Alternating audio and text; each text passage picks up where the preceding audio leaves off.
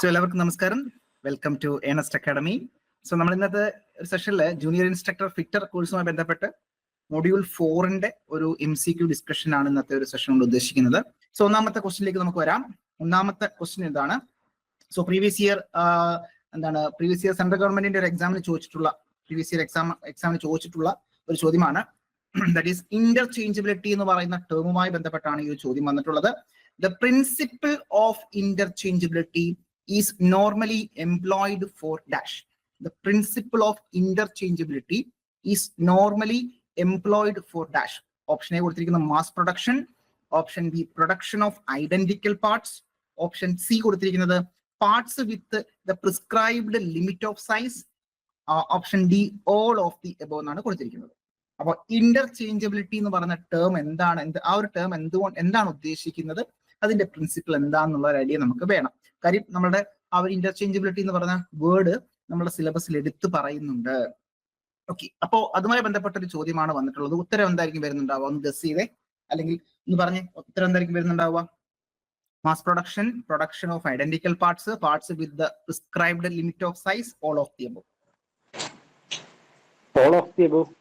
All of the above. Okay, അപ്പോ യാതൊരു സംശയം വേണ്ട, ഓപ്ഷൻ ഡി തന്നെയാണ് നമ്മളുടെ ഉത്തരമായിട്ട് വരിക, all of the above എന്ന് പറയുന്നത്. അപ്പൊ നമുക്കറിയാം ഇന്റർചേഞ്ചബിലിറ്റി എന്ന് പറയുന്ന കോൺസെപ്റ്റ് എന്താണ് ബേസിക്കലി. ഇപ്പൊ നമ്മളിപ്പോ ഒരു വാഹനം വാങ്ങിച്ചു, ഫോർ എക്സാമ്പിൾ ഹോണ്ടയുടെ ഒരു വാഹനം വാങ്ങിച്ചു എന്നിരിക്കട്ടെ. സോ നമുക്കറിയാം ഹോണ്ടയുടെ ആ ഒരു വാഹനം നിർമ്മിക്കുന്നത് ഒരു പക്ഷേ ഇപ്പോൾ നിലവിൽ പ്ലാന്റുകളൊക്കെ നമ്മുടെ ഇന്ത്യയിൽ തന്നെ ഉണ്ട്, എങ്കിൽ തന്നെ നമ്മൾ കൺസ്ട്രക്ട് ചെയ്യുന്നു അത് ജപ്പാനിലാണ് നിർമ്മിക്കുന്നത്. ഓക്കെ, അല്ലെങ്കിൽ മറ്റൊരു വെഹിക്കിൾ നമ്മൾ കൺസ്ട്രക്ട് ചെയ്യുന്നു, ഓക്കെ, ടാറ്റ ഇന്ത്യയിൽ നിർമ്മിക്കുന്നു, ടാറ്റ നമ്മൾ ആ ഒരു വെഹിക്കിൾ കയറ്റി വയ്ക്കുന്നുണ്ട് മറ്റൊരു രാജ്യത്തേക്ക്, അല്ലെ. അപ്പൊ അവിടെയും നമുക്ക് ഈ പറയുന്ന പാർട്സുകൾ അവിടെ എന്ത് ചെയ്യുന്നുണ്ടാവും? ഫോർ എക്സാമ്പിൾ ഒരു സ്റ്റാൻഡേർഡൈസ്ഡ് ആയിട്ടുള്ള ഒരു നട്ടോ ബോൾട്ടോ മിസ്സായി നിൽക്കട്ടെ. അപ്പൊ എന്ത് ചെയ്യും? നമ്മൾ റാൻഡം ആയിട്ട് നമ്മൾ എന്ത് ചെയ്യണം? ഒരു നട്ട് ബോൾട്ട് കടയിൽ പോയി വാങ്ങുന്ന സമയത്ത് കൃത്യമായിട്ട് അത് അസംബിൾ ചെയ്യാൻ സാധിക്കണം, അല്ലെ, കൃത്യമായിട്ട് അസംബിൾ ചെയ്യാൻ സാധിക്കണം. അല്ലെങ്കിൽ നമ്മൾക്ക് ഒരു നട്ടോ ബോൾട്ടോ കറസ്പോണ്ടിങ് M12-ന്റെ ഒരു നട്ട് നമ്മൾ പോയി വാങ്ങുകയാണ്. അപ്പൊ ആ M12 എന്ന് പറയുമ്പോൾ റാൻഡമായിട്ട് ഒരെണ്ണമായിരിക്കും കിട്ടുന്നുണ്ടാവുക. സോ ആ ഒരു റാൻഡമായിട്ട് കിട്ടുന്ന ആ ഒരു നട്ട് നമുക്ക് കൃത്യമായിട്ട് ബോൾട്ടിൽ, നമ്മളുടെ കയ്യിലുള്ള ബോൾട്ടിൽ ഫിക്സ് ആവണം, അല്ലെ, അത് ഫിറ്റ് ആവണം. അപ്പൊ അത് എന്താണ് ബേസിക്കലി? അത് സ്റ്റാൻഡർഡൈസ്ഡ് ആണ് എന്നുള്ളതാണ്. ഓക്കെ, അങ്ങനെ നമുക്ക് എന്താണ് ഇന്റർചേഞ്ചബിൾ ആയിട്ട്, സോ നമ്മളുടെ കയ്യിലുള്ള അല്ലെങ്കിൽ ആ കടയിലുള്ള അല്ലെങ്കിൽ ആ ഒരു ഷോപ്പിലുള്ള ഏതൊരു നട്ട് എടുത്താലും നമുക്ക് അവിടെ എന്താണ് കൃത്യമായിട്ട് ഫിറ്റ് ചെയ്യാൻ കഴിയണം. സോ അതാണ് ഇന്റർചേഞ്ചബിലിറ്റി എന്ന് പറഞ്ഞത് പ്രധാനമായിട്ട് ഉദ്ദേശിക്കുന്നത്. ഓക്കെ, അപ്പൊ അത്തരത്തിൽ നമുക്ക് എന്താണ് ഇന്റർചേഞ്ച് ചെയ്ത് നമുക്ക് യൂസ് ചെയ്യാൻ സാധിക്കണം, സ്റ്റാൻഡർഡൈസ്ഡ് ആയിരിക്കണം. അപ്പൊ അങ്ങനെ അതിന്റെ ബേസിക് പ്രിൻസിപ്പിൾസിനകത്താണ് ഇത്തരത്തിൽ മാസ് പ്രൊഡക്ഷൻ വരുന്നുണ്ടാവും, production of identical parts with the prescribed limit of size. അല്ലെ, ഇത്തരത്തിൽ വളരെ മാസ് ആയിട്ട് പ്രൊഡക്ഷൻ ചെയ്യുന്നുണ്ടാവും. പക്ഷെ അത് നമുക്ക് ഐഡന്റിഫൈ, അതായത് എന്താണ്, രണ്ട് രീതിയിലുള്ള അസംബ്ലി നമുക്ക് കൺസിഡർ ചെയ്യാൻ സാധിക്കും. അത്തരത്തിൽ സെലക്റ്റീവ് ആയിട്ടുള്ള അസംബ്ലി ഉണ്ട്, പിന്നെ എന്താണ് നോൺ സെലക്റ്റീവ് ആയിട്ടുള്ള അസംബ്ലി ഉണ്ട്, അല്ലെ. സെലക്റ്റീവ് ആയിട്ടുള്ള അസംബ്ലി എന്ന് പറഞ്ഞാൽ കറസ്പോണ്ടിങ് ഒരു ബോൾട്ടിന് ഒരു കറസ്പോണ്ടിങ് നട്ട് മാത്രമേ അവൈലബിൾ ആയിട്ടുള്ളൂ. സോ ആ ബോൾട്ടിന് അനുസൃതമായിട്ട് നമുക്ക് മറ്റൊരു നട്ട് നിർമ്മിക്കേണ്ടതായിട്ടുണ്ട്. എന്നാൽ നോൺ സെലക്റ്റീവ് ആയിട്ടുള്ള അസംബ്ലി എന്ന് ഉദ്ദേശിക്കുന്നത് കറസ്പോണ്ടിങ് നമ്മുടെ ബോൾട്ടിന് സ്റ്റാൻഡേർഡ് ആണ്. സോ നമുക്ക് ഏതൊരു സ്റ്റാൻഡേർഡ് ആയിട്ടുള്ള നട്ടും ആ ഒരു ബോൾട്ടിന് ഫിറ്റ് ആകും എന്നുള്ളതാണ് അതിന്റെ പ്രത്യേകത. ഓക്കെ, അപ്പൊ അങ്ങനെ പ്രിൻസിപ്പിൾ ഓഫ് ഇന്റർചേഞ്ചബിലിറ്റി എന്ന് പറയുന്നത് മാസ് പ്രൊഡക്ഷനിൽ നമുക്ക് യൂസ് ചെയ്യേണ്ടതാണ്. അതുപോലെ തന്നെ production of identical parts, okay, ഒരേപോലെയുള്ള പാർട്ടുകൾ നമുക്ക് നിർമ്മിക്കേണ്ടതായിട്ടുണ്ട്. അതുപോലെ തന്നെ ആ ഒരു ലിമിറ്റ് ഓഫ് സൈസ്, അല്ലെ, നമുക്ക് എല്ലായ്പ്പോഴും നമുക്കറിയാം സ്റ്റാൻഡേർഡ് ലിമിറ്റ് ഉണ്ടാകും. ആ ലിമിറ്റിനകത്ത് വെച്ചിട്ടായിരിക്കും നമ്മൾ ഓരോ പ്രോഡക്റ്റുകളും നിർമ്മിക്കുന്നുണ്ടാവുക, അല്ലെങ്കിൽ ഓരോ പാർട്ടുകളും നിർമ്മിക്കുന്നുണ്ടാവുക. സോ ആ ഒരു ലിമിറ്റിലുള്ളത് കൊണ്ട് തന്നെ നമുക്ക് കൃത്യമായിട്ട് അത് ഫിറ്റ് ആകും എന്നുള്ളതാണ് നമ്മുടെ കോൺസെപ്റ്റ്. സോ ഓപ്ഷൻ ഡി ആണ് നമ്മളുടെ ഉത്തരമായിട്ട് വരുന്നുണ്ടാവുക. അപ്പോൾ സ്റ്റാൻഡർഡൈസേഷൻ എന്ന് പറയുന്നതും ഇത് തന്നെയാണ് basic concept. That is ensuring that parts or component can be substituted for one another without requiring custom fitting. അതായത് എന്താണ്, കസ്റ്റമൈസ് ചെയ്യാതെ തന്നെ സ്റ്റാൻഡേർഡ് ആയിട്ടുള്ള കമ്പോണന്റുകൾ അല്ലെങ്കിൽ പാർട്ടുകൾ നമുക്ക് ഈസി ആയിട്ട് നമുക്ക് യൂസ് ചെയ്യാൻ സാധിക്കണം. That is standardisation. Mass production എന്ന് പറഞ്ഞാൽ ഒരു പർട്ടിക്കുലർ കമ്പോണന്റ്, ഫോർ എക്സാമ്പിൾ ഒരു നട്ട് നമ്മൾ മാനുഫാക്ചർ ചെയ്യുകയാണ്. ഓക്കെ, അതെന്താണ് ഒന്നോ രണ്ടോ നെറ്റാണോ നമ്മൾ മാനുഫാക്ചർ ചെയ്യുക? അല്ല, അത് എന്താണ് 1000-10,000 നെറ്റ് ബോൾട്ടുകൾ നമ്മൾ ദിവസവും നിർമ്മിക്കുന്നുണ്ടാവും. അപ്പൊ അങ്ങനെ എന്താണ് എഫക്റ്റീവായിട്ട് large quantities of material, large quantity ആയിരിക്കും, പക്ഷെ വെറൈറ്റി വളരെ കുറവായിരിക്കും, അല്ലെ. ഒരു നട്ടോ ബോൾട്ടോ ആയിരിക്കും നിർമ്മിക്കുന്നുണ്ടാവുക, പക്ഷെ അത് എമൗണ്ടിൽ അല്ലെങ്കിൽ ക്വാണ്ടിറ്റി വൈസ് വളരെയധികം കൂടുതലായിരിക്കും. ദാറ്റ് ഈസ് മാസ് പ്രൊഡക്ഷൻ എന്ന് പറയുന്നത്. സോ മെയിൻ്റനൻസ് ആൻഡ് റിപ്പയർ, നമ്മൾ നേരത്തെ പറഞ്ഞ പോലെ ഇപ്പം നമുക്ക് മറ്റൊരു രാജ്യത്ത് നിന്ന് വാങ്ങിച്ച അല്ലെങ്കിൽ ഒരു പ്രോഡക്റ്റ് നമുക്ക് മെയിൻ്റനൻസും റിപ്പയറും നമുക്ക് നമ്മുടെ നാട്ടിൽ തന്നെ ചെയ്യേണ്ടതായിട്ടുണ്ട്. സോ അത്തരത്തിൽ എന്താണ് നമുക്ക് സ്വാപ്പ് ചെയ്ത് യൂസ് ചെയ്യാൻ സാധിക്കണം, അല്ലെ, ഒന്നിന് പകരം മറ്റൊന്ന് പോസിബിൾ ആയിരിക്കണം, സ്വാപ്പ് ചെയ്ത് യൂസ് ചെയ്യാൻ സാധിക്കണം എന്നുള്ളത് വിത്തൗട്ട് മോഡിഫിക്കേഷൻ അല്ലെ, യാതൊരുവിധ മോഡിഫിക്കേഷൻ കൂടാതെ തന്നെ അത് കൃത്യമായിട്ട് സ്വാപ്പ് ചെയ്ത് നമുക്ക് എന്താണ് അല്ലെങ്കിൽ മാറ്റി മാറ്റി യൂസ് ചെയ്യാൻ സാധിക്കണം. കോമ്പാക്ടിബിലിറ്റി എന്ന് പറഞ്ഞാൽ എല്ലാത്തിനും അത് കോമ്പാക്ടിബിൾ ആയിരിക്കണം, ദാറ്റ് ഈസ് സ്റ്റാൻഡേർഡൈസ്ഡ് ആയിരിക്കണം എന്നുള്ളതാണ് അതിന്റെ പ്രത്യേകത. സോ ആ ഒരു ടേം ഇന്റർചേഞ്ചബിലിറ്റി എന്ന് പറയുന്ന കോൺസെപ്റ്റ് എനിക്ക് തോന്നുന്നു ക്ലിയർ ആയെന്ന് തോന്നുന്നു അല്ലെ? ഓക്കെ ആണോ? ഇന്റർചേഞ്ചബിലിറ്റി ക്ലിയർ അല്ലേ എല്ലാവർക്കും? ഓക്കെ അല്ലേ? ഓക്കെ. സോ നെക്സ്റ്റ് ചോദ്യത്തിലേക്ക് വരാൻ ചോദ്യതാണ് the scientific and systematic method. ശ്രദ്ധിക്കാം, scientific and systematic method of identifying deviations in an instrument by comparing it with a master having higher accuracy and rational traceability. Question number വായിക്കാം. എന്താണ്? The scientific and systematic method of identifying deviation. അപ്പോ ഇത്തരത്തിൽ സയന്റിഫിക്കും അതുപോലെ തന്നെ സിസ്റ്റമാറ്റിക്കുമായിട്ടുള്ള ഒരു മെത്തേഡാണ് എന്താണ്? Identifying the deviation, അവിടെ ഉണ്ടാവുന്ന ഡീവിയേഷൻ എന്ന് പറയുമ്പോൾ നമുക്ക് പറയാം ഫോർ എക്സാമ്പിൾ ഇറർ അല്ലെ, ആ ഒരു പ്രൊഡക്റ്റ് അല്ലെങ്കിൽ ആ ഒരു കമ്പോണന്റിൽ ഉണ്ടാവുന്ന ഡീവിയേഷൻ, സൈസിൽ ഉണ്ടാവുന്ന ഡീവിയേഷൻ എന്ന് പറഞ്ഞാൽ എന്താണ്? അതൊരു ഇറർ ആണ്. അപ്പോൾ അങ്ങനെ ഇറർ നമുക്ക് എന്ത് ചെയ്യാൻ സാധിക്കണം? ഐഡന്റിഫൈ ചെയ്യാൻ സാധിക്കണം. എവിടെ? In an instrument by comparing it with a master അല്ലെ, ഒരു മാസ്റ്ററുമായിട്ട് അതിനെ കമ്പയർ ചെയ്യേണ്ടതായിട്ടുണ്ട്. Having higher accuracy and rational traceability. അപ്പം വളരെയധികം ആക്യുറേറ്റ് ആയിട്ടുള്ള ഒരു മാസ്റ്ററുമായിട്ട് അതിനെ കമ്പയർ ചെയ്തുകൊണ്ട് ആ ഒരു ഇൻസ്ട്രുമെന്റിന്റെ ഇറർ കണ്ടുപിടിക്കുന്ന സിസ്റ്റമാറ്റിക് ആൻഡ് സയന്റിഫിക് ആയിട്ടുള്ള മെത്തേഡിനെ വിളിക്കുന്ന പേരെന്താണ് എന്നുള്ളതാണ് ചോദ്യം. ക്ലിയർ ആണോ? ചോദ്യം ഓക്കെ ആണോ? Okay.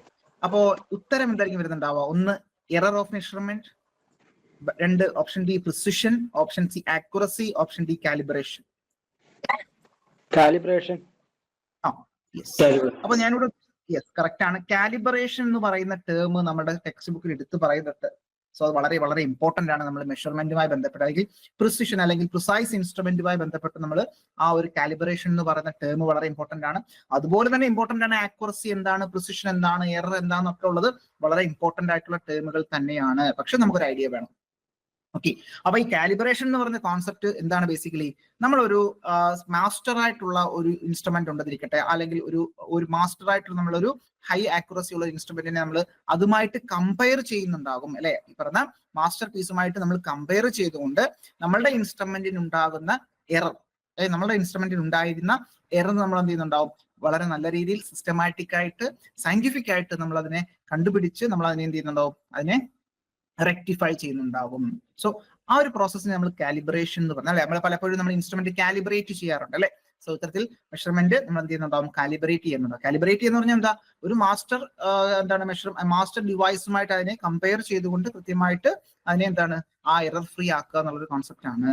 So the scientific and systematic method of identifying deviation ഉദ്ദേശിക്കുന്നത് എന്താണ്? ബേസിക്കലി എറർ ആണ് കേട്ടോ. ഇത്തരത്തിൽ എറർ നിങ്ങൾക്ക് വേണമെങ്കിൽ ഡീവിയേഷൻ വരെ എറർ എന്നും കൊടുക്കാം. Identifying the error in an instrument by comparing it with a master അല്ലെ? ഇത്തരത്തിൽ വളരെ ആക്യുറേറ്റ് ആയിട്ടുള്ള മാസ്റ്ററുമായിട്ട് അതിനെ കമ്പയർ ചെയ്യുകയാണ് അല്ലെ? അതിലൂടെ നമുക്ക് എന്ത് ചെയ്യാൻ സാധിക്കും? നമുക്ക് ആ ഒരു എറർ അല്ലെങ്കിൽ അവിടെ ഉണ്ടാവുന്ന ആ ഒരു ഇൻസ്ട്രുമെന്റിന്റെ ഡീവിയേഷൻ നമുക്ക് കണ്ടുപിടിക്കാൻ സാധിക്കും. സോ ആ ഒരു പ്രോസസ്സിനെ വിളിക്കുന്ന പേരാണ് കാലിബ്രേഷൻ എന്ന് പറയുന്നത്. റൈറ്റ് ആൻസർ ആണ് കാലിബ്രേഷൻ. ഓക്കെ. സോ അത് ക്ലിയർ ആയെന്ന് വിചാരിക്കുന്നു. മറ്റൊരു ചോദ്യത്തിലേക്ക് വരാം. ചോദ്യം ഇതാണ്: the difference between true value and measured value. True value measured value തമ്മിലുള്ള ഡിഫറൻസിനെ എന്ത് വിളിക്കുന്നു? Option A error, option B precision, option C accuracy, option D none of the above.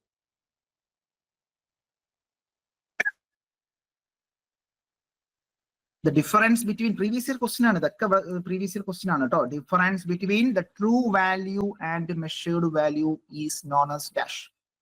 Error, precision, accuracy, none of them. വളരെ basic ആയിട്ടുള്ള question. Just guess ചെയ്തോളൂ, കുഴപ്പമൊന്നുമില്ല. നമ്മൾ പറഞ്ഞോളൂ. ഏതാ? Option A error. കറക്റ്റ് ആണ്, എറർ തന്നെയാണ്. ഇത്തരത്തിൽ നമുക്ക് എറർ എന്ന് പറയുന്ന ബേസിക് കോൺസെപ്റ്റ് മനസ്സിലാക്കാൻ വേണ്ടിയിട്ടാണ് ഈ ഒരു question. That is difference between true value and measured value അല്ലെ? ഫോർ എക്സാമ്പിൾ ട്രൂ വാല്യൂ അല്ലെങ്കിൽ ബേസിക് ആയിട്ടുള്ള സൈസ് എന്ന് പറയുന്നത് നമുക്കിപ്പോ ഒരു ഫോർ എക്സാമ്പിൾ പറയാണ്, ഒരു ഷാഫ്റ്റ് കൺസ്ട്രക്ട് ചെയ്യാം. ഒരു ഷാഫ്റ്റ്, ആ ഷാഫ്റ്റിന്റെ ഡയമീറ്റർ എന്ന് പറയുന്നത് ഫോർ എക്സാമ്പിൾ അവർ പറയാണ്, അല്ലെങ്കിൽ കമ്പനിക്കാർ പറയാണ്, അതിന്റെ ഡയമീറ്റർ 50 mm ആണെന്ന് പറയുന്നു. 50 mm ആണെന്ന് പറയുന്നു. ഓക്കെ, അതാണ് 50 mm എന്നാണ് അവർ പറയുന്നത്. അതാണ് ബേസിക് സൈസ് അല്ലെങ്കിൽ ബേസിക് ട്രൂ വാല്യൂ എന്ന് പറയുന്നത്. എന്നാൽ നമ്മൾ ആ ഒരു ഷാഫ്റ്റ് വാങ്ങിച്ചതിന് ശേഷം നമ്മൾ എന്ത് ചെയ്തു? അത് മെഷർ ചെയ്തപ്പോ നമുക്ക് കിട്ടിയത് ഏകദേശം 48 mm ആണെന്ന് ഇരിക്കട്ടെ. മെഷർ ചെയ്തപ്പോ നമുക്ക് കിട്ടിയത് 48 mm ആണ്. അപ്പൊ അത് നമ്മൾക്ക് കിട്ടിയത് എന്തുകൊണ്ടാണ് 48 ആയതെന്നുള്ളത് നമുക്കറിയില്ല. കാര്യം നമ്മൾ യൂസ് ചെയ്തിട്ടുള്ള ഇൻസ്ട്രുമെന്റ് നമുക്ക് കാണിച്ചു തന്നത് 48 mm. ഒരുപക്ഷെ അത് 50 mm തന്നെ ഉണ്ടാവും. പക്ഷെ നമ്മളുടെ കയ്യിലുള്ള ഇൻസ്ട്രുമെന്റ് നമുക്ക് കാണിച്ചു തന്ന മെഷർമെന്റ് എത്രയാണ്? 48 mm ആണ്. അതായത് നമുക്കറിയാം എന്താണ് അവിടെ എത്രന്റെ കുറവുണ്ട്? 2 mm കുറവുണ്ട്. 2 mm കുറവുണ്ട്. അപ്പോ എന്ത് ചെയ്തു? ആ ഇറർ എന്ന് പറയുന്ന എന്താണ്? ബേസിക്കലി ആ ഒരു ട്രൂ വാല്യൂവിൽ നിന്നും നമ്മളുടെ മെഷേർഡ് വാല്യൂ കുറച്ചു, അല്ലെ? ട്രൂ വാല്യൂവിൽ നിന്നും മെഷേർഡ് വാല്യൂ കുറച്ചു. ചിലപ്പോ ഇതെന്താണ് 48 എന്നുള്ള ചിലപ്പോൾ 52 കാണിച്ചിരിക്കും. അപ്പോഴും എന്താണ് അവിടെ എറർ 2 ആണ്, അല്ലെ? അത് പോസിറ്റീവായിട്ടും നെഗറ്റീവായിട്ടും കാണിക്കുന്നുണ്ടാവാം. അപ്പൊ അത് നമ്മളുടെ ഇൻസ്ട്രുമെന്റിന്റെ ഒരു പോരായ്മ തന്നെയാണ്. അപ്പൊ ആ ഇൻസ്ട്രുമെന്റിന് എന്തുണ്ട്? അവിടെ ഇറർ ഉണ്ട് എന്നുള്ളതാണ് നമുക്ക് മനസ്സിലാക്കേണ്ടതായിട്ടുള്ളത്. ഓക്കെ, അതിപ്പോ നമ്മൾ ഇൻസ്ട്രുമെന്റിൽ എറർ ആവാം, പേഴ്സണൽ എറർ ആവാം. സോ അതങ്ങനെ ഡിഫറെന്റ് ആയിട്ടുള്ള കുറെ അധികം ടൈപ്പ് സിറ്റുവേഷൻസ് വരുന്നുണ്ടാവാം. എങ്കിൽ തന്നെയും അവിടെ വാല്യൂസിനുണ്ടാവുന്ന വേരിയേഷൻ, വാല്യൂസിനുണ്ടാവുന്ന ഡിഫറൻസ് എന്താണ്? ബേസിക്കലി ഇറർ ആണ്. അതാണ് ഇറർ എന്ന് പറയുന്നത്. ഓക്കെ ആണേ? അപ്പൊ അതാണ് ബേസിക് ആയിട്ട് മനസ്സിലാക്കുന്നത്. Difference between true value and measured value. Measure ചെയ്തെടുക്കുന്ന വാല്യൂ ആണ് മെഷേർഡ് വാല്യൂ. നമ്മൾ ഇൻസ്ട്രുമെന്റിന്റെ സഹായത്തോടുകൂടി മെഷർ ചെയ്തെടുക്കുന്ന വാല്യൂ ആണ് മെഷേർഡ് വാല്യൂ എന്ന് ഉദ്ദേശിക്കുന്നത്. ട്രൂ വാല്യൂ എന്ന് പറഞ്ഞാൽ ശരിയായ വാല്യൂ, അല്ലെ? നമുക്കറിയാം ശരിയായിട്ട് 50 mm ഡയമീറ്റർ ആണ് ആ ഒരു ഷാഫ്റ്റിനുള്ളത്, യാതൊരു സംശയമില്ല. എന്നാൽ നമ്മൾ മെഷർ ചെയ്തപ്പോൾ നമുക്ക് നമ്മളുടെ എറർ ആവാം, അല്ലെങ്കിൽ നമ്മൾക്ക് മെഷർ ചെയ്യാൻ അറിയാത്തത് കൊണ്ടാവാം. എന്തോ ആയാലും അവിടെ എന്ത് സംഭവിച്ചു? 48 mm നമുക്ക് കിട്ടിയുള്ളൂ. അപ്പൊ അവിടെ ഒരു വേരിയേഷൻ കണ്ടു. ആ വേരിയേഷനാണ് എന്ത് പറയുന്നത്? എറർ ഓഫ് മെഷർമെന്റ് എന്ന് പറയുന്നത്. ക്ലിയർ ആണേ? അപ്പൊ ഓപ്ഷൻ എ തന്നെയാണ് നമ്മളുടെ ഉത്തരം എന്ന് പറയുന്നത്. ക്ലിയർ അല്ലേ? അടുത്ത ക്വസ്റ്റിലേക്ക് പോവാം.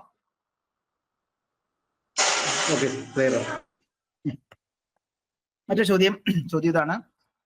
മറ്റൊരു previous year question. Go and no go gauge, അല്ലെ? Go and no go gauge are provided on the same end in a dash. അപ്പൊ ഗോ എൻഡും ഉണ്ട്, നോ ഗോ എൻഡും ഉണ്ട്. സോ അത് രണ്ടും പ്രൊവൈഡ് ചെയ്തിരിക്കുന്നത് സെയിം എൻഡിൽ തന്നെയാണ്. അത് ഏത് ടൈപ്പ് ഗേജ് ആണെന്നുള്ളതാണ് ചോദ്യം. ഓപ്ഷൻ എ ആൻസർ തന്നെയാണ്, പ്രോഗ്രസീവ് ആയിട്ടുള്ള പ്ലഗ് ഗേജ്. അപ്പോ ഗേജ് എന്ന് പറയുന്ന നമ്മളുടെ ടോപ്പിക്കിൽ നിന്നൊരു ചോദ്യമാണ്. Go and no go gauge, അല്ലെ? ഇത്തരത്തിൽ കടന്നു പോകുന്നതിനെ ഗോ ഗേജ് എന്ന് പറയുന്നു. കടന്നു പോകാതെ ഇന്റർഫിയർ ആവുന്നതിനെ നമ്മൾ നോ ഗോ ഗേജ് എന്ന് പറയും. അപ്പൊ ഗേജസ് എന്ന് പറയുന്നത് നമുക്കറിയാം പൊതുവെ അവിടെ മെഷർമെന്റ് ചെയ്യുന്നുണ്ടോ? ഇല്ല, അവിടെ മെഷർമെന്റ് ചെയ്യുന്നില്ല. അപ്പൊ അവിടെ എന്താണ് ചെയ്യുന്നുണ്ടാവുക? ചെക്കിംഗ് ആണ്, അല്ലെ? ചെക്ക് ചെയ്യുകയാണ്. അതായത് അക്സെപ്റ്റഡ് ആണോ? ഇത് നമുക്കറിയാം. ഈ പറഞ്ഞ നമ്മളിപ്പോ നമ്മളുടെ കമ്പനി, നമുക്കൊരു കമ്പനി ഉണ്ടെന്നിരിക്കട്ടെ. നമ്മളുടെ കമ്പനിയിൽ ദിവസം 10,000 പ്രോഡക്റ്റ് നമ്മൾ എന്ത് ചെയ്യുന്നുണ്ടാവും? ചിലപ്പോൾ മാനുഫാക്ചർ ചെയ്യുന്നുണ്ടാവും. ഓക്കെ, ഈ 10,000 പ്രോഡക്റ്റ് നമുക്ക് ഇത്തരത്തിൽ അവിടെ ഈ പറയുന്ന വെർനിയർ കാലിപ്പർ വെച്ച് നമുക്ക് അവിടെ അളന്നെടുക്കാൻ പറ്റുമോ? ഇല്ല. അപ്പൊ അവിടെ ശരിക്കും റാൻഡം ആയിട്ടുള്ള ചെക്കിംഗ് ആയിരിക്കും ഉണ്ടാവുക, അല്ലെ? റാൻഡം ആയിട്ടുള്ള ഒരു ചെക്കിംഗ് ഉണ്ടാവും. ഈ പറഞ്ഞ റാൻഡം ആയിട്ടുള്ള ചെക്കിംഗ് തന്നെ, റാൻഡം ആയിട്ടുള്ള മെഷർമെന്റ് തന്നെ എങ്ങനെയായിരിക്കും ചെയ്യുന്നുണ്ടാവുക? ഇത്തരത്തിൽ ഗേജസ് വെച്ചിട്ടായിരിക്കും പൊതുവെ ചെയ്യുന്നുണ്ടാവുക. ഓക്കെ, ജസ്റ്റ് എന്താണ്? അപ്പൊ അതിലൂടെ കടന്നു പോകുന്നുണ്ടെങ്കിൽ അത് ഓക്കെ, കടന്നു പോകുന്നില്ല എന്നുണ്ടെങ്കിൽ അത് നമ്മളുടെ നല്ലൊരു പ്രൊഡക്റ്റ് അല്ല, അല്ലെങ്കിൽ അത് ഫിറ്റ് അല്ല. ഓക്കെ, അത് സ്ക്രാപ്പ് ആണെങ്കിൽ അത് ഡാമേജ്ഡ് ആണെന്നുള്ളത് മനസ്സിലാക്കാൻ പറ്റും. അങ്ങനെ ചെക്ക് ചെയ്യാൻ വേണ്ടിയിട്ടാണ് നമ്മൾ ഇത്തരത്തിലുള്ള ഗേജസ് യൂസ് ചെയ്യുന്നുണ്ടാവുക. മാസ് പ്രൊഡക്ഷനിലൊക്കെ നമ്മൾ ചെയ്യാറുണ്ട്. അപ്പൊ അവിടുത്തെ ചോദ്യം ഇതാണ്, go and no go are provided on the same end. ഒരേ എൻഡിൽ തന്നെ ഗോയും നോ ഗോയും ഉണ്ടെന്നുണ്ടെങ്കിൽ അതിനെ വിളിക്കുന്ന പേരാണ്, ആ തരത്തിലുള്ള പ്ലഗ് ഗേജിനെയാണ് നമ്മൾ എന്താ പറയാ? Progressive plug gauge. ഇപ്പൊ ഈ ചിത്രം നമ്മൾ കണ്ടിട്ടുണ്ടോ? നമ്മുടെ ടെക്സ്റ്റ് ബുക്കിലുള്ള ചിത്രമാണിത്. അപ്പൊ ഒരെൻഡിൽ തന്നെ ഇത് കടന്നു പോകുന്നതാണ് നമ്മുടെ ഹോളിലൂടെ, അല്ലെ? നമ്മളെ പ്ലഗ് ഗേജ് എന്ന് പറയുമ്പോൾ എന്തായിരിക്കും? ഹോൾ ചെക്ക് ചെയ്യാൻ വേണ്ടിയിട്ടാണ്, അല്ലെ? ഹോളിന്റെ ഡയമീറ്റർ ചെക്ക് ചെയ്യാൻ വേണ്ടിയിട്ടാണ്. അപ്പോ അത് ഉള്ളിലേക്ക് കടന്നു പോകണം, പ്ലഗ് ഗേജ് ഉള്ളിലേക്ക് കടന്നു പോകണം. അപ്പൊ അത്തരത്തിൽ ആ ഹോളിനുള്ളിലൂടെ കടന്നു പോകുന്നുണ്ടാവും. ഇവിടെ വരെ ഓക്കെ ആയിരിക്കും. പക്ഷെ അതിനുശേഷം ഈ ഒരു നോ ഗോ പോർഷൻ എന്ത് ചെയ്യുന്നുണ്ടാവില്ല? കടന്നു പോകുന്നുണ്ടാവില്ല. ഓക്കെ, കടന്നു പോയാൽ നമ്മളുടെ പ്രോഡക്റ്റ് ഡാമേജ്ഡ് ആണ്, അല്ലെങ്കിൽ ആസ് പെർ ദ എന്താണ് ഡയമെൻഷൻ അല്ല എന്നുള്ളത് നമുക്ക് മനസ്സിലാക്കാൻ പറ്റും. ഓക്കെ, അങ്ങനെയാണ് നമ്മൾ ഡിസൈൻ ചെയ്തിട്ടുണ്ടാവുക. ഓക്കെ, എനിവേ അത്തരത്തിൽ ഒരേ എൻഡിൽ തന്നെ ഗോയും നോ ഗോയും ഉള്ള ഒരു type progressive type plug gauge ആണെന്നുള്ളത് ഓർത്തിരിക്കാം. Okay, so plain cylindrical gauge are used to check straight holes inside diameter. അത്തരത്തിൽ ഹോളിന്റെ ഇൻസൈഡ് ഡയമീറ്റർ ചെക്ക് ചെയ്യാൻ വേണ്ടിയിട്ട് പ്ലെയിൻ സിലിണ്ടറിക്കൽ ആയിട്ടുള്ള ഗേജസ് യൂസ് ചെയ്യാറുണ്ട്. അതിൽ ഗോ ഗേജ് ചെക്ക് എന്താണ്, lower limit of the hole. അതിൽ ആ ഒരു ലോവർ ലിമിറ്റ് ചെക്ക് ചെയ്യുന്നത് ഗോ ഗേജ്, അതുപോലെ തന്നെ no go gauge check the upper limit അല്ലെ, അപ്പർ ലിമിറ്റ് ചെക്ക് ചെയ്യുന്നത് നോ ഗോ ഗേജ്. അപ്പൊ അങ്ങനെയും ചോദ്യം വരാം, go gauge check the lower limit of the hole and no go gauge check the upper limit. Plug are ground and lap. അതിൽ വളരെ നന്നായിട്ട് grind ചെയ്തതും ലാപ്പ് ചെയ്തിട്ടുള്ളതുമാണ് ഫിനിഷിംഗ് പ്രോസസ്സാണ് ഗ്രൈൻഡിങ്ങും ലാപ്പിംഗും പ്രോസസ്. അപ്പൊ അത്തരത്തിൽ പ്രോഗ്രസീവ് പ്ലഗ് ഗേജ് എന്താന്നുള്ള ഒരു ഐഡിയ നമുക്ക് വേണം. Okay fine. മറ്റൊരു ചോദ്യത്തിലേക്ക് വരാം. ചോദ്യം ഇതാണ്, what determined while measuring a component. നമ്മുടെ കയ്യിൽ ഒരു കമ്പോണന്റ് ഉണ്ട്. ഞാൻ നേരത്തെ പറഞ്ഞ പോലെ നമ്മൾ ഷാഫ്റ്റ് കൺസിഡർ ചെയ്യാം. ഷാഫ്റ്റ് ജസ്റ്റ് നമ്മുടെ കയ്യിൽ ഒരു ഷാഫ്റ്റ് ഇരിപ്പുണ്ട്. ഷാഫ്റ്റിന്റെ ഡയമീറ്റർ നമ്മൾ ചെക്ക് ചെയ്തിരിക്കട്ടെ. ഡയമീറ്റർ നമ്മൾ ചെക്ക് ചെയ്തു. സോ ആ ചെക്ക് ചെയ്ത ഡയമീറ്റർ എന്താണ് ബേസിക്കലി ഉദ്ദേശിക്കുന്നത്? What determined while measuring a component. ഒരു കമ്പോണന്റ് മെഷർ ചെയ്യുന്ന സമയത്ത് നമുക്ക് എന്താണ് കിട്ടുന്നത്? Nominal size, actual size, specified size, scale size. Actual size. Yes, right answer ആണ്. That is actual size. അതായത് നമുക്ക് മെഷർ ചെയ്യുമ്പോൾ കിട്ടുന്നത് ആ ഒരു കമ്പോണന്റിന്റെ ആക്ച്വൽ അല്ലെ, നമുക്ക് ആക്ച്വൽ ആയിട്ടുള്ള സൈസ് ആയിരിക്കും കിട്ടുന്നുണ്ടാവുക. ഓക്കെ, അപ്പൊ നമുക്ക് ഇതിന്റെ ഒരു പ്രശ്നം വരിക എന്ന് വെച്ച് കഴിഞ്ഞാൽ, നമ്മളിപ്പോ ഈ പറയുന്ന നേരത്തെ പറഞ്ഞതുപോലെ 50 mm ഡയമീറ്റർ ഉള്ള ഒരു ഷാഫ്റ്റ് മാനുഫാക്ചർ ചെയ്യുന്ന സമയത്ത് കൃത്യമായിട്ട് നമുക്ക് 50 mm കിട്ടുമോ? ഇല്ല. അപ്പൊ കൃത്യമായിട്ട് 50 mm നമുക്ക് ഒരിക്കലും ഒരു ഇൻസ്ട്രുമെന്റ് അല്ലെങ്കിൽ ഒരു മാനുഫാക്ചറിങ് മെത്തേഡ്സിലൂടെയും കൃത്യമായിട്ടുള്ള ഒരു ഡയമെൻഷൻ നമുക്ക് കിട്ടില്ല. കാര്യം നമുക്ക് കുറെ അധികം ഫാക്ടേഴ്സ് ഉണ്ട്. അപ്പൊ അങ്ങനെ എന്താണ്, കൃത്യമായിട്ട് ഈ 50 mm എന്നുള്ള കറക്റ്റ് വാല്യൂ എല്ലായ്പ്പോഴും എല്ലായിടത്തും കിട്ടില്ല. അപ്പോ നമ്മൾ എപ്പോഴും എന്താണ്, ഒരു ലിമിറ്റ് വെക്കാറുണ്ടല്ലേ, plus or minus. For example നമ്മൾ 2 എന്നിരിക്കട്ടെ, പ്ലസ് ഓർ മൈനസ് 2 mm എന്നിരിക്കട്ടെ. അപ്പോ അവിടുത്തെ സൈസ് എന്ന് പറയുന്നത് 52 ആകാം, അവിടുത്തെ സൈസ് എന്ന് പറയുന്നത് 48 ആകാം അല്ലെ. 52 mm അവിടെ ആകാറുണ്ട്, 48 mm അവിടെ ആകാറുണ്ട്. അപ്പൊ ഈ 52ഉം 48ഉം തമ്മിലുള്ള ഡിഫറൻസ് ആണ് എന്ത് നമ്മൾ പറയാ. ഇപ്പൊ ഇവിടെ എത്ര ആയിരിക്കും? 52ഉം 48നും ഇടയിലുള്ള ഡിഫറൻസ് എത്രയാണ്? അപ്പൊ നമുക്കറിയാം 4 mm ആണ്. ഈ 4 mm എന്താ വിളിക്കുക? ടോളറൻസ്. ടോളറൻസ്. ഈ 4 mm എന്താ വിളിക്കുക? ടോളറൻസ്. അപ്പൊ ടോളറൻസ് എന്ന് പറഞ്ഞാൽ the difference between upper limit and lower limit. ഈ പറഞ്ഞ അപ്പർ ലിമിറ്റ് 52, ലോവർ ലിമിറ്റ് 48. അപ്പൊ അതിന് നമ്മളുടെ ഡിഫറൻസ് ആണ് എന്താ വിളിക്കുക? ടോളറൻസ് എന്ന് പറയുന്നത്. ഓക്കെ, അപ്പൊ ആ ഒരു ടേം നമ്മൾ പഠിച്ചു അല്ലെ, ടോളറൻസ് എന്ന് പറയുന്ന ടേം. അപ്പൊ അങ്ങനെ നമ്മളിപ്പോ ഈ മെഷർ ചെയ്യുന്ന സമയത്ത് നമുക്ക് കിട്ടുന്ന എന്തായിരിക്കും? ഫോർ എക്സാമ്പിൾ 52 ആയിരിക്കും നമുക്ക് കിട്ടുന്നുണ്ടാവുക. സോ അപ്പൊ അവിടെ നോമിനൽ സൈസ് എത്രയാ? 50. അപ്പൊ കിട്ടിയത് എത്രയാ? 52. അപ്പൊ അത് കിട്ടിയത് എന്ന് പറയുന്നത് ആക്ച്വൽ സൈസ് ആണ് അല്ലെ, മെഷേർഡ് ആയിട്ടുള്ളത് ആക്ച്വൽ സൈസ് ആണ്. ദാറ്റ് ഈസ് ഓപ്ഷൻ ബി ആണ് നമ്മുടെ ഉത്തരമായിട്ട് വരുന്നത്. ഓക്കെ, സോ ആ ഒരു കോൺസെപ്റ്റ് ക്ലിയർ ആണെന്ന് വിചാരിക്കുന്നു. മറ്റൊരു ചോദ്യത്തിലേക്ക് വരാം. അപ്പൊ ആക്ച്വൽ സൈസ് ആണ്.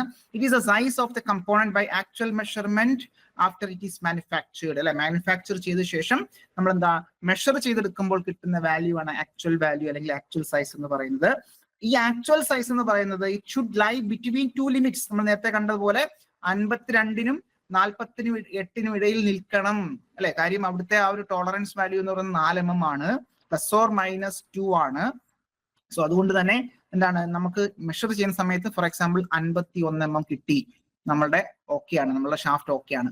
ഫോർ എക്സാമ്പിൾ നമ്മൾ ചെക്ക് ചെയ്തപ്പോൾ 53 mm കിട്ടി, അത് നമ്മളുടെ shaft as per the dimension അല്ല, അത് നമുക്ക് റിജക്ട് ചെയ്യേണ്ടതായിട്ടുണ്ട്, അക്സെപ്റ്റബിൾ ലെവൽ അല്ല എന്നുള്ളത് കൂടി ഓർത്തിരിക്കാം. സോ അത്തരത്തിൽ ആക്ച്വൽ സൈസ് എന്താണെന്നുള്ളത് ക്ലിയർ ആയി. മറ്റൊരു ചോദ്യത്തിലേക്ക് വരാം. How many fundamental tolerance grade are in BIS system? Bureau of Indian standard പ്രകാരം ഹൗ മെനി ടോളറൻസ് ഗ്രേഡ് അല്ലെങ്കിൽ fundamental tolerance grade are there? Option A 10, option B 12, option C 25, option D 18. 18. Option D 18. Yes, right answer ആണ്. That is fundamental tolerance grade അല്ലെ. ഇത്തരത്തിൽ എന്താണ് IT0 മുതൽ ഇത്തരത്തിൽ നമ്മൾ പറയാറുണ്ടല്ലേ. അപ്പൊ അത്തരത്തിൽ യെസ് IT16 വരെ. അപ്പം 0 മുതൽ 16 വരെയുള്ള രീതിയിൽ നമ്മൾ എന്താണ് അങ്ങനെ 18 ഗ്രേഡുകൾ പറയാറുണ്ട് എന്നുള്ളതും അല്ലെങ്കിൽ നമുക്ക് വരാം. 18 ഗ്രേഡുകൾ ഉണ്ട് എന്നുള്ളത് ഒന്നാമത്തെ പോയിന്റ് ആയിട്ട് ഓർത്തിരിക്കാം. മറ്റൊരു previous year question. In a hole and shaft pair, designation of 40 H7D9, the numbers 7 and 9 indicate. The numbers 7 and 9 indicate. എന്താണ് ഈ 7ഉം 9ഉം ഇൻഡിക്കേറ്റ് ചെയ്യുന്നത്? ഒന്ന് accuracy of manufacture, രണ്ട് ease of assembly, option C tolerance grade, option D none of the above. Tolerance grade. Yes, option C tolerance grade. അപ്പം right answer ആണ് option C tolerance grade ആണ്. Okay, tolerance grade ആണ്. അപ്പൊ നമുക്കറിയാം ഇവിടെ 40 H7 bar D9 എന്ന് പറയുന്നത്. അപ്പോ ഈ പറയുന്ന 7ഉം 9ഉം എന്ന് പറയുന്നത് എന്താണ്? ടോളറൻസ് ഗ്രേഡ് ആണ്. ടോളറൻസ് ഗ്രേഡ് ആണ്. അപ്പൊ ഇങ്ങനൊരു അസംബ്ലി നിങ്ങൾ കണ്ട സ്ഥിതിക്ക് ഇതെന്ന് പറയുന്നത് ഏത് ടൈപ്പ് ഫിറ്റ് ആയിരിക്കും? ഇതൊരു ഇന്റർഫറൻസ് ഫിറ്റ് ആണോ, അതല്ല എന്താണ് ഇത്തരത്തിൽ ഒരു ഈസോ അല്ലെങ്കിൽ ഏത് തരത്തിലുള്ള ഫിറ്റ് ആയിരിക്കും എന്ന് പറഞ്ഞു നോക്കി. ഹോള് ചെറുതും ഷാഫ്റ്റ് വലുതും. ഹോള് H, മറ്റേത് D, സ്മോൾ D. അതായത് ക്യാപിറ്റൽ H എന്ന് പറയുന്നത് ഷാഫ്റ്റ് ആണോ ഹോൾ ആണോ? ഷാഫ്റ്റ് ബേസ്ഡ് ആണോ? ഇത് ക്യാപിറ്റൽ H എന്ന് പറയുന്നത് ഹോളാണ്. ഹോളാണ്. ഓക്കെ. ഈ സ്മോൾ D എന്ന് ഉദ്ദേശിക്കുന്നത് ഷാഫ്റ്റ് ആണ് അല്ലെ? ഷാഫ്റ്റ് ആണ്. ഓക്കെ. അപ്പോ ഈ നമ്മള് ഈ പറയുന്ന രീതിയിൽ ഷാഫ്റ്റ് ആണോ വലുത്, ഹോൾ ആണോ വലുത്? ഇവിടെ D, സ്മോൾ D. ക്ലിയറൻസ് പറ്റല്ലേ സാർ ഇത്? യെസ്, അതാണ് ഞാൻ ഉദ്ദേശിച്ചത്. അവിടെ ശ്രദ്ധിക്കുക. അപ്പോ ഈ നമുക്കറിയാം ഇപ്പം ABCDEFGH വെച്ച് നമ്മൾ എന്താ ഇവിടെ നമ്മൾ ഹോൾ ബേസ് സിസ്റ്റം, നമ്മുടെ സിസ്റ്റം ഹോൾ ബേസ് സിസ്റ്റം ആണല്ലോ. അപ്പോ ഈ Hന് ഇപ്പുറം വെച്ചിട്ടാണെന്നുണ്ടെങ്കിൽ, അതായത് നമ്മളുടെ ഈ പറയുന്ന D എന്ന് പറയുന്നത് Hന് പുറകിലാണോ Hന് ശേഷമാണോ? D എന്ന് പറയുന്നത് Hന് പുറകിലാണോ Hന് ശേഷം? Hന് പുറകിലാണ്. അപ്പൊ Hന് പുറകിലാവുമ്പോൾ സ്വാഭാവികമായിട്ടും എന്തായിരിക്കും? അത് താഴ്ന്നിരിക്കും അല്ലെ? അതായത് സൈസ് ചെറുതായിരിക്കും. സോ ഇവിടെ D എന്ന് പറയുന്നത് Hന് താഴെയാണ്. അപ്പൊ അങ്ങനെയാണെന്നുണ്ടെങ്കിൽ നമുക്കത് പറയാം എന്താണ്? അത് ക്ലിയറൻസ് ഫിറ്റ് ആവണം അല്ലെ? ഉള്ളിലേക്ക് കടന്നു പോകണം, കുഴപ്പമൊന്നും ഉണ്ടാവില്ല. ഓക്കെ. അപ്പൊ അതല്ല ഇപ്പം ഫോർ എക്സാമ്പിൾ ഇപ്പം ഇതിന് ശേഷമുള്ള എന്താണ് ABCD ഇപ്പം എന്നോ അല്ലെങ്കിൽ കെയോ ഒക്കെ ആണെന്നുണ്ടെങ്കിലോ, ഇപ്പം ഇവിടെ സ്മോൾ K ആണെന്നിരിക്കട്ടെ, K ആയിരുന്നെങ്കിൽ എന്താണ് നമുക്ക് പറയാം? എന്താണ് അത് ഇന്റർഫറൻസ് ഫിറ്റ് ആയിരിക്കും. കാര്യം അവിടെ ഷാഫ്റ്റ് വലുതായിരിക്കും, ഹോൾ ചെറുതായിരിക്കും. ഓക്കെ. അപ്പൊ അത്തരത്തിൽ നമുക്കത് ഐഡന്റിഫൈ ചെയ്യേണ്ടതായിട്ടുണ്ട്. അപ്പൊ അത് നിങ്ങളോട് ഇങ്ങനെ ഒരു ചോദ്യം വന്നാലും നമുക്കത് ക്ലിയർ ആക്കണം. അത് എന്താണ് കോൺസെപ്റ്റ് എന്നുള്ള ഒരു ഐഡിയ കിട്ടിയില്ലേ? ഓക്കെ ആണോ? പഠിച്ചിരുന്നില്ലേ? ഓക്കെ. അതൊന്ന് നോക്കണം. കാര്യം അങ്ങനെ ഒരു ചോദ്യം വന്നാൽ നമുക്കത് ഐഡന്റിഫൈ ചെയ്യേണ്ടതായിട്ടുണ്ട്. ഇത്തരത്തിലുള്ള ഒരു അസംബ്ലി തന്നു കഴിഞ്ഞാൽ അത് ഏത് ടൈപ്പ് ഫിറ്റ് ആണ് എന്നുള്ള ഒരു ഐഡിയ നമുക്ക് വേണം. സോ അത് ക്ലിയർ ആണെന്ന് വിചാരിക്കുന്നു. മറ്റൊരു ചോദ്യത്തിലേക്ക് വരാം. Okay, fine. ഫണ്ടമെന്റൽ ടോളറൻസ് എന്ന് പറയുന്ന കോൺസെപ്റ്റ് തന്നെ നമ്മൾ എന്താണ് ഫണ്ടമെന്റൽ ടോളറൻസ് അല്ലെങ്കിൽ ഗ്രേഡ് ഓഫ് ടോളറൻസ് എന്ന് പറയുന്നു. സോ IT 01 മുതൽ IT 0, IT 1, 2, 3 അങ്ങനെ 16 വരെ ഉണ്ടാകും. ടോട്ടൽ നോക്കുകയാണെന്നുണ്ടെങ്കിൽ 18 ഗ്രേഡ് ഉണ്ടാവും. IT 01 മുതലാണ്, ഞാൻ നേരത്തെ 0 എന്നാണ് പറഞ്ഞത്. സോ IT 01 മുതൽ 01 കഴിഞ്ഞാൽ 0, പിന്നീട് 1, 2, 3 അങ്ങനെ 16 വരെ ഉണ്ടാകും. സോ അങ്ങനെ ടോട്ടൽ 18 ഗ്രേഡുകളാണുള്ളത്. എന്നാൽ ടോട്ടൽ ഫണ്ടമെന്റൽ ഡീവിയേഷൻസ് എത്രയാണ്? 25 അല്ലെ? 25 കറക്റ്റ് ആണ്. 25 ആണ് അല്ലെ? A to ZC എന്നുള്ള രീതിയിൽ 25 ഫണ്ടമെന്റൽ ഡീവിയേഷനുകൾ ഉണ്ട് എന്നുള്ളത് ഓർത്തിരിക്കാം. ഓക്കെ. അപ്പൊ അങ്ങനെ നോക്കി ഇവിടെ നോക്കി IT 01 മുതൽ IT 16 വരെയാണ്. അപ്പൊ IT 01 മുതൽ IT 5 വരെ ഗേജസ് ആ ഒരു പൊസിഷൻ മെയിൻറ്റെയിൻ ചെയ്യുന്നുണ്ടാകും. അതിനുശേഷം ഫിക്സ് ദെൻ കോസ് ആയിട്ടുള്ള ഫിറ്റ് ആയിരിക്കും, ടോളറൻസ് ആയിരിക്കും നമ്മൾ കൊടുക്കുന്നത്. ഓക്കെ. അപ്പൊ അത്തരത്തിൽ ആ ഒരു ഫണ്ടമെന്റൽ ടോളറൻസ് എന്താണ്, ഗ്രേഡ് ഓഫ് ടോളറൻസ് എന്താണെന്ന ഒരു ഐഡിയ നമുക്ക് വേണം. മറ്റൊരു ചോദ്യത്തിലേക്ക് വരാം. ചോദ്യം ഇതാണ്: in IS system of limit and fit where the different type of fit are obtained by varying the size of shaft, the name is given to the system is. In IS system of limit and fit where the different types of fit are obtained by varying the size of the shaft, the name given to the system is hole basis system, limit basis system, shaft basis system, none of this. Always. സംശയമൊന്നും വേണ്ട. നമ്മളും focus ചെയ്യുന്ന എന്താണ്, അതായത് നമ്മളും follow ചെയ്യുന്ന എന്താണ്, നമ്മളെല്ലാം ഫോളോ ചെയ്യുന്നത് ഹോൾ ബേസിസ് സിസ്റ്റം ആണ്. സോ ഹോൾ ബേസിസ് സിസ്റ്റത്തിനകത്ത് ഹോള് കോൺസ്റ്റന്റ് ആക്കി വെച്ചിട്ട് നമ്മുടെ യൂസ് ചെയ്യുന്ന ഷാഫ്റ്റിന്റെ സൈസ് എന്ത് ചെയ്യുന്നുണ്ടാവും, വേരി ചെയ്യുന്നുണ്ടാവും അല്ലെ. ഷാഫ്റ്റിന്റെ സൈസ് വേരി ചെയ്ത് നമ്മൾ യൂസ് ചെയ്യുന്നുണ്ടാവും. അപ്പൊ അങ്ങനെയാണ് നമ്മളത് ഈ പറയുന്ന ഹോൾ ബേസിസ് സിസ്റ്റം എന്ന് പറയുന്നത്. അപ്പൊ ഹോള് നമുക്കറിയാം ഈസി ആയിട്ട് നമുക്ക് ഡ്രിൽ, ഫോർ എക്സാമ്പിൾ ഡ്രില്ലിന്റെ സഹായത്തോടു കൂടി ഹോള് ഡ്രിൽ ചെയ്തു, ഹോള് ക്രിയേറ്റ് ചെയ്തു, അത് കൃത്യമായിട്ട് ഡയമെൻഷൻ നമ്മൾ എത്തിച്ചു, അപ്പം റീമിങ് ചെയ്തു, ബോറിംഗ് ചെയ്തു, റീമിങ് ചെയ്തു, കൃത്യമായിട്ടുള്ള സൈസ് എത്തിച്ചു. ആ സൈസിന് അനുസൃതമായിട്ടുള്ള ഷാഫ്റ്റ് നമുക്ക് എന്താണ് നിർമ്മിക്കേണ്ടതായിട്ടുണ്ട്, ഷാഫ്റ്റ് നമുക്ക് നിർമ്മിക്കേണ്ടതായിട്ടുണ്ട്. ഓക്കെ, അങ്ങനെ നമുക്ക് എന്താണ് അത്തരത്തിൽ എന്താണ് ഹോൾ ബേസിസ് സിസ്റ്റം ആണ് അവിടെ varying the size of shaft എന്ന് പറയുന്നത്. ഹോള് കോൺസ്റ്റന്റ് ആക്കി നിർത്തിക്കൊണ്ട് ഷാഫ്റ്റിന്റെ സൈസ് വേരി ചെയ്യും. ഓക്കെ, അപ്പൊ അത്തരത്തിൽ ഹോൾ ബേസിസ് സിസ്റ്റം എന്ന് പറഞ്ഞാൽ that is the standard system of limit and fit where the size of the hole kept constant അല്ലെ. ഹോളിന്റെ ആ ഒരു സൈസ് കോൺസ്റ്റന്റ് ആക്കി നിർത്തിക്കൊണ്ട് നമ്മൾ എന്ത് ചെയ്യുന്നുണ്ടാവും, ഷാഫ്റ്റിന്റെ സൈസ് വേരി ചെയ്യും അല്ലെ. അതായത് നമുക്ക് ഈ പറഞ്ഞ ടേൺ ചെയ്തുകൊണ്ട് ഷാഫ്റ്റ് വേരി ഡിഫറെന്റ് സൈസിലേക്ക് എത്തിയിട്ടുണ്ടാവും. അപ്പോ ഇത്തരത്തിൽ ഹോൾ ബേസിസ് സിസ്റ്റം നമ്മൾ ക്യാപിറ്റൽ ലെറ്റർ കൊണ്ടായിരിക്കും ഡിഫൈൻ ചെയ്യുന്നുണ്ടാവുക, ക്യാപിറ്റൽ എച്ച്. ഷാഫ്റ്റ് ആണെങ്കിൽ സ്മോൾ എച്ച് അല്ലെങ്കിൽ അങ്ങനെ നമ്മൾ റെപ്രസെന്റ് ചെയ്യും. Okay, so lower deviation of the hole ഈ 0 അല്ലെ. ലോവർ ഡീവിയേഷൻ എന്ന് പറയുന്നത് ഹോൾ 0 ആണ്, എന്നാൽ അപ്പർ ഡീവിയേഷൻ നമുക്ക് ചേഞ്ച് ചെയ്യാൻ പറ്റും. സോ അങ്ങനെയുള്ളതാണ് ബേസിക് ഹോൾ എന്ന് പറയുന്നത്. Basic size lower deviation of hole എന്ന് പറയുന്നത് 0 ആണ്. ഓക്കെ, കാര്യം നമുക്ക് 50 mm ഹോൾ നമ്മൾ ഡ്രിൽ ചെയ്തിരിക്കട്ടെ, 50 mm ഡയമീറ്റർ ഉള്ള ഹോൾ ഡ്രിൽ ചെയ്ത് കഴിഞ്ഞു. ഇനി നമുക്ക് 50 mm നമുക്ക് 49 mm ആക്കാൻ പറ്റുമോ? 49 mm ആക്കാൻ പറ്റുമോ? ഇല്ല. അപ്പോ ലോവർ ഡീവിയേഷൻ അവിടെ 0 ആണ്. എന്നാൽ അപ്പർ ഡീവിയേഷൻ പറ്റും. ഈ 50-നെ നമുക്ക് വേണമെങ്കിൽ 52 mm ആക്കി വലിയ ഹോൾ ആക്കാൻ പറ്റും അല്ലെ, എന്നാൽ ചെറിയ ഹോൾ ആക്കാൻ പറ്റും. So lower deviation of the hole is 0.